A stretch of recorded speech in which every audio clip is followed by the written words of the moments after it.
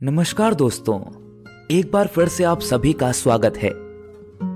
Book audio पर आप सुन रहे हैं डॉक्टर शैलेंद्र श्रीवास्तव जी द्वारा रचित एक लघु उपन्यास अपने हिस्से की जगह, मेरी यानी मंथन रस्तोगी की आवाज में। तो चलिए शुरू करते हैं उपन्यास का 10वां अध्याय। रंजना को मुंबई में एक मेडिकल सेमिनार में भाग लेने का अवसर मिला है। इसके लिए उसने मुंबई जाने की तैयारी भी कर ली, पर उसे राजधानी एक्सप्रेस में रिजर्वेशन नहीं मिल रहा था। इस समस्या का हल अजय ने रेलवे हेडक्वार्टर कोटे से रिजर्वेशन करवा कर दिया। यात्रा तिथि को अजय स्वयं नई दिल्ली रेलवे स्टेशन रंजना को सी ऑफ करने जाता है और ट्रेन प्लेटफॉर्म से छूटने पर हाथ हिलाकर अलविदा करता है।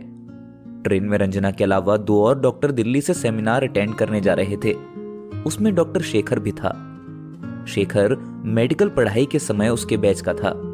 वह रंजना को बहुत पसंद करता था और किसी न किसी बहाने क्लास में तथा क्लास के बाहर बात करने का प्रयास करता रहता था।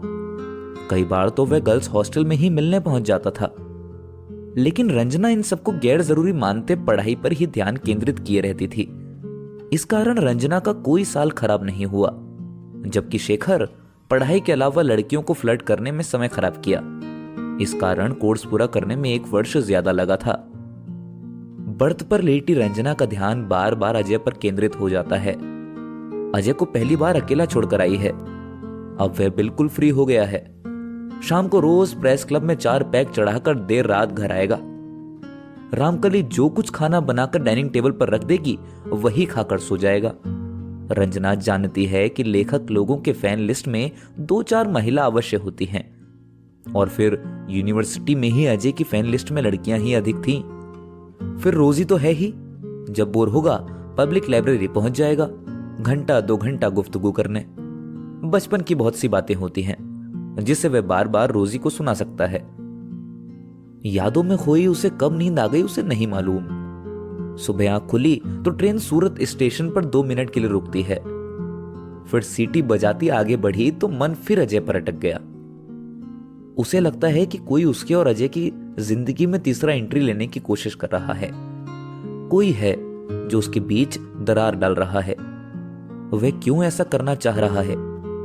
यह भी हो सकता है कि बीच में दरार का कारण वह स्वयं है। अजय और उसकी रुचियां अलग अलग हैं। रंजना की रुचि मेडिकल में है। साहित्य ऐसे उबाऊ क्षेत्र में उसकी कोई खास दिलचस्पी नहीं है। समय मिला तो कोई पुस्तक उलट पुलट कर देख लिया, नहीं तो चादर तान कर सो गई। शादी के पहले की बात और थी। उस समय वह भावना में जीती थी, लेकिन अब यथार्थ में जी रही है। उसे तो अस्पताल में ही कहानी के वास्तविक पात्र मरीजों की सेवा करने से फुर्सत नहीं रहती है। उसने जो समाज के रिश्ते हुए फोड़े को साफ करने का बीड़ा उठाया है, वह उसे बखूबी निभा रही है। अजय भले ही उसके विषय में कुछ सोचता रहे, लेकिन उसने कभी ऐसा वैसा नहीं सोचा है। वह चाहती तो वह भी किसी पुरुष से निकटता बना सकती थी, लेकिन नहीं, उसने ऐसा करना संस्कार के विपरीत लगता है। हालांकि रंजना के कई मित्र डॉक्टर हैं जिनसे समय समय सलाह लिया करती है, लेकिन यह सिर्फ अस्पताल की 4 दीवारी तक सीमित रहती है। कभी भी डॉक्टर्स पार्टी वगैरह में जरूरत से ज्यादा किसी मित्र को लिफ्ट नहीं दिया है। ड्यूटी करते वक्त वह काम में व्यस्त रहती है, लेकिन खाली समय में अनायास उसका मन अजय संग रोजी को लेकर उलझ जाता है। सेमिनार में शेखर भी दिल्ली से आया है। शेखर जो मेडिकल कॉलेज में उसका क्लास फेलो था और हर वक्त उसके आसपास मंडराया करता था, वह अनायास ही रंजना को अपनी ओर आकर्षित करने का प्रयास करता रहता था। लेकिन रंजना ने पढ़ाई के अलावा उस पर कभी ध्यान नहीं दिया था।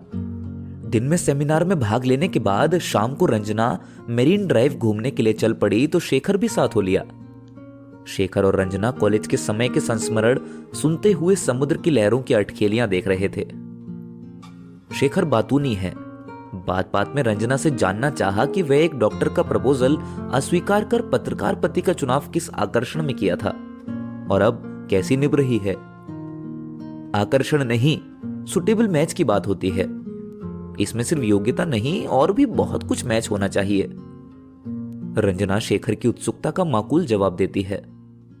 रंजना भी शेखर से पूछ बैठती है कि डॉक्टर पत्नी के साथ उसकी फैमिली लाइफ कैसी चल रही है।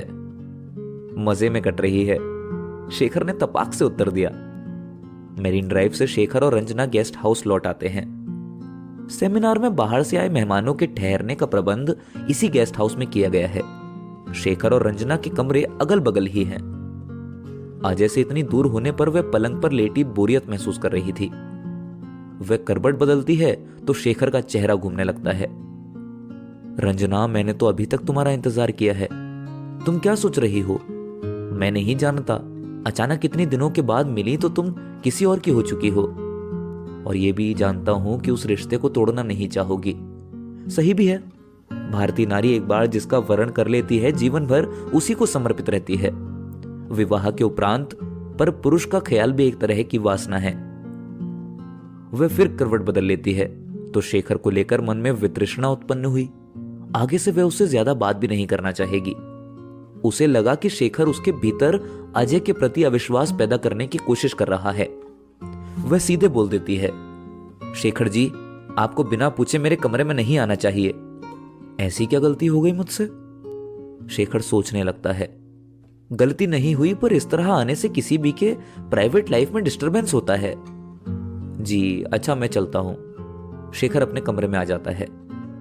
दूसरे दिन रंजना ने सेमिनार में अपना आर्टिकल पढ़ा जिसे बहुत सराहा गया। तीसरा दिन बाहर से सेमिनार में भाग लेने आए डॉक्टरों को मुंबई संग्रहालय दिखाने ले जाया गया। संग्रहालय में ब्रिटिश जमाने की पेंटिंग पर्यटकों को आकर्षित करते हैं। संग्रहालय से निकलकर रंजना और शेखर चंद कदम चलकर जहांगीर गैलरी में मॉडर्न आर्ट की प्रदर्शनी देखने आ जाते हैं। प्रदर्शनी देखने के बाद दोनों कॉफी पीने कैंटीन में आते हैं। मुंबई में कलाकारों के बैठने के लिए ये एकमात्र उत्तम कैंटीन मानी जाती है। जो ताजमहल होटल की कैंटीन में बैठकर 200 रुपए की चाय कॉफी नहीं अफोर्ड कर सकते हैं, उनके लिए गेटवे ऑफ इंडिया के आसपास इससे सस्ती कैंटीन नहीं मिलेगी। शाम को राजधानी से वापसी है, इसलिए रंजना जल्दी गेस्ट हाउस लौट आई। राजधानी एक्सप्रेस से दिल्ली वापसी में रंजना का मन फिर अजय पर टिक गया। वह जल्दी से जल्दी घर पहुंचना चाहती है। वह जानना चाहती है कि 3 दिन उसकी गैर मौजूदगी में अजय का दिन कैसे बीता। वह उसे लेकर फिर सोचने लगती है। अजय से मात्र 3 दिन दूर रहने पर रंजना उसके प्रति कुछ अधिक भावुक हो जाती है। पति के प्रति उसका प्रेम और गहरा हो जाता है। उसे पहली बार लगा कि पति के प्रति असली प्रेम पति से दूर होने के अभाव में उपजता है। जैसे जैसे समय बीतता है, यह अभाव अधिक खलने लगता है। असल में वास्तविक प्रेम मिलन में नहीं, विरह में उमड़ता है। शारीरिक दूरी प्रेम की तलब और बढ़ा देती है। अब तक आप सुन रहे थे डॉक्टर शैलेंद्र श्रीवास्तव जी द्वारा रचित लघु उपन्यास अपने हिस्से की जगह का 10वां अध्याय, मेरी यानी मंथन रस्तोगी की आवाज में। आगे की कहानी सुनने के लिए बने रहिए बुक ऑडियो पर।